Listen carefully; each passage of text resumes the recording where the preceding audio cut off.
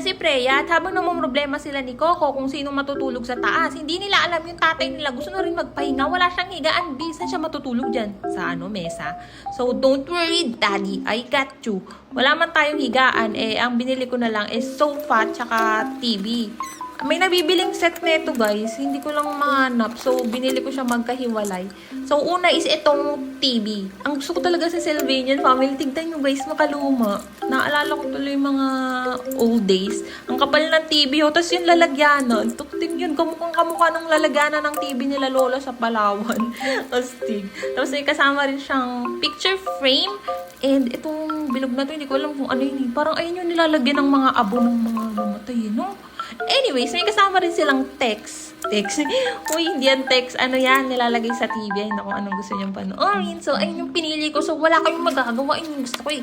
Tapos, ito naman yung sofa. Dito talaga magpapahinga yung tatay ni Freya. So, may kasama siyang yung green na yan. Pang ano yan, pampalit sa design ng sofa. So, pwedeng green, pwedeng orange. Orange ba yan? Or peach? Tapos, ito yung sinasabi ko. Napapalitan yan, guys. Di ko lang pinalitan kasi feel ko mas maganda yung floral design sa aking Sylvanian Family.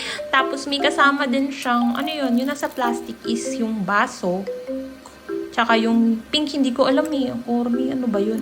Tapos, ayan, kinabit lang natin like that. O, diba? Ang saya-saya. Tapos, ito yung magazine. Hindi ko na siya binuksan kasi nakakatamad.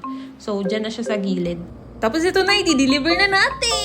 Kaso, alam niyo sabi nila, wala daw space yung bahay nila. Dapat daw bahay na lang una kong binili.